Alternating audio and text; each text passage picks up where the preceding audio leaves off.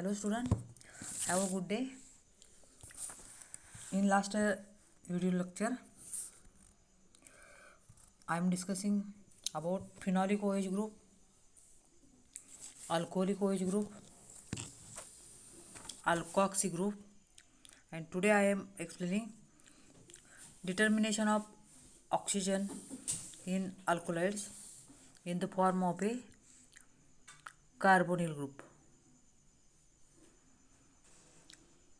For carbonyl group, it is detected and estimated by its reaction with hydroxyl amine, that is phenylhydrazine, 2,4-dinitrophenylhydrazine, etc.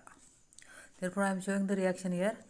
Carbonyl group react with hydroxylamine, hydroxy group OH, amine NH2, NH2OH, hydroxylamine. It form a oxime. Means if carbonyl group present in alkaloid, it react with hydroxylamine and formation of a oxime, indicating presence of a carbonyl group.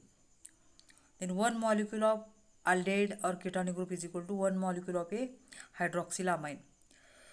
Further, aldehyde or ketonic nature of carbonyl function is determined by reduction reaction. Means aldehyde reduce in presence of sodium in ethanol corresponding to the primary alcohol, and ketone undergo reduction in presence of sodium in ethanol, formation of a corresponding secondary alcohol. Then next is the oxygen atom may be present in the form of a methylene dioxyl group, that is OCH2O, an alkaloid containing methylene dioxyl group when heated with concentrated acid under pressure produce formaldehyde.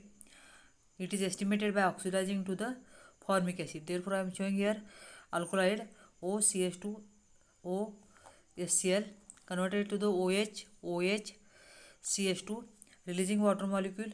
It converted to the formaldehyde, and formaldehyde undergoes oxidation converted to the formic acid. Here 1 mole of methylene dioxyl group is equal to 1 mole of formic acid. Then next is the oxygen may be present in the form of a carboxylic group, that is COOH group.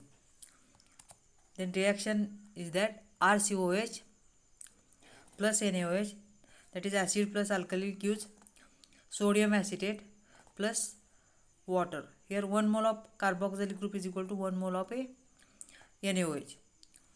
This is the carboxylic group, that is the COOH. COOH plus NaOH, formation of a RCONA plus water molecule. The next point is the functional nature of nitrogen atom or N-methyl group. Here the nitrogen present in the following forms is detected and estimated using nitrous acid, acetyl chloride, or methyl iodide. Then primary amino group is present in alkaloid. Then it is less commonly found in alkaloids. The second one is the secondary amine, that is showing here reaction RNH2 plus HNO2. It gives ROH, that is corresponding alcohol plus N2 gas. If secondary amine is present in alkaloid, then reaction may be like this: R2NH plus HNO2, releasing water molecule, formation of a R N double bond NO, that is nitroso, formation of a nitroso compound. Means primary amino group is present, it react with HNO2 converted to the alcohol, and if secondary amino group is present, react with HNO2 nitrous acid, formation of a nitroso compound.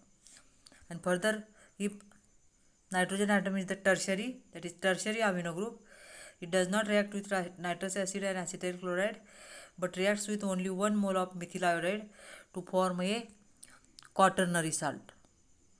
Quaternary salt here tertiary amine R3N plus CH3I, formation of a R3N plus I minus. This is the quaternary ammonium salt. Then further N-methyl group. Here frequently alkaloid contain N-methyl group. It can be detected and estimated as follows.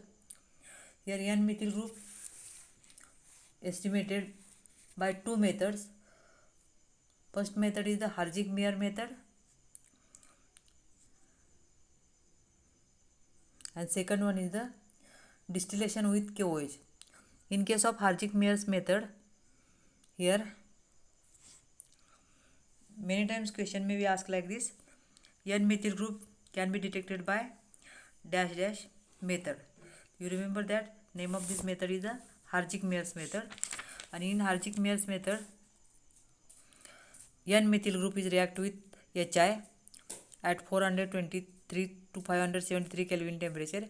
It is converted to the NH. I am showing here reaction by releasing methyl iodide. And second, here NCH3 plus HI, formation of a NH plus CH3I. Then second method, distillation with KOH. It is useful to find out the nature and number of alkyl groups in an alkaloid.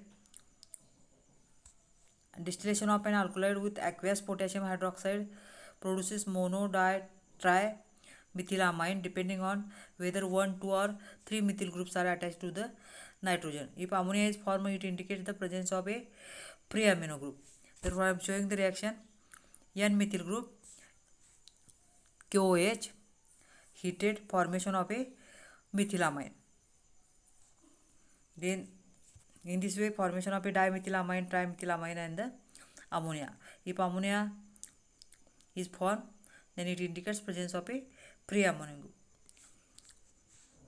The next point is the nature of heterocyclic system in an alkaloid. In case of nature of heterocyclic system in alkaloid, followed by here 6 methods. First method is the Hofmann exhaustive methylation method. Using this method, we see here nature of heterocyclic system in alkaloid. Which type of heterocyclic ring is present in alkaloid? Then using these 6 methods, we can determine heterocyclic ring in alkaloids. First method is the Hofmann exhaustive methylation method. It works on the principle of quaternary ammonium hydroxide having hydrogen atom at beta position to the nitrogen. On heating, eliminate one molecule each of water and tertiary amine, leaving behind on olefin. As hydrogen atom is removed from beta position to nitrogen, it is called as the beta elimination. Quaternary ammonium hydroxide lacking beta hydrogen do not give this reaction. The steps involved in Hofmann exhaustive methylation of an alkaloid are as follows. First is the hydrogenation. If the heterocyclic ring to be broken is unsaturated, it is reduced. Then second is the methylation. Third one is the hydrolysis of iodide. And fourth one is the dehydration. These are the methods in Hofmann's exhaustive methylation method. If the nitrogen atom is in the side chain or in the linear chain, it is delinked and released as tertiary amine. But if nitrogen is part of ring, then the ring is only open but nitrogen is not delinked. To delink nitrogen, the steps repeated with the means hydrogenation, methylation, hydrolysis and dehydration. These steps are repeated. Then second method, Emer's degradation. Then third method is the Von Braun's method. Fourth one is the reductive degradation. Fifth is the zinc dust distillation. Sixth method, nature determination of nature of heterocyclic system in alkaloid, is the oxidation and alkali fusion. In case of alkali fusion, alkaloids on fusion with solid KOH form a simple product whose identification helps structure determination in alkaloid. In case of oxidation, oxidative studies are valuable to draw basic information about the structure. In many cases, they reveal the nature and position of the side chain, functional groups, etc. Different products are obtained by using oxidizing agent of varying strength. Information gathered in each of these reactions used to arrive at a suitable structure given below are the commonly used oxidizing agent. Here mild oxidizing agents used are hydrogen peroxide H2O2, ozone O3, iodine in ethanoic solution and alkaline ferricyanide etc. These are used as a oxidizing agent. Then moderate oxidizing agent like acidic or alkaline potassium permanganate or chromium trioxide in acetic acid. These are the moderate oxidizing agent. Then strong oxidizing agents are potassium dichromate K2Cr2O7 or KMnO4 or sulfuric acid, concentrated nitric acid used as a strong oxidizing agent for determination of a heterocyclic ring in alkaloids. However, the choice of oxidizing agent depends on the nature of alkaloid under test. First is the dehydrogenation. In this method, alkaloid is distilled with catalysts such as selenium, palladium to form a simple product, which gives a clue for structure determination. But during dehydrogenation, peripheral groups such as the hydroxyl group, methyl are last. And last one is the physical method. Here modern spectroscopic techniques like UV, IR, NMR, mass, etc. are increasingly used to solve structure problems. They are simple, rapid and require very little quantity of sample. Using spectroscopy we can also determine the structure of a alkaloid. Then synthesis. The structure proposed by analytical method is confirmed by its synthesis from known compound. Thank you for listening.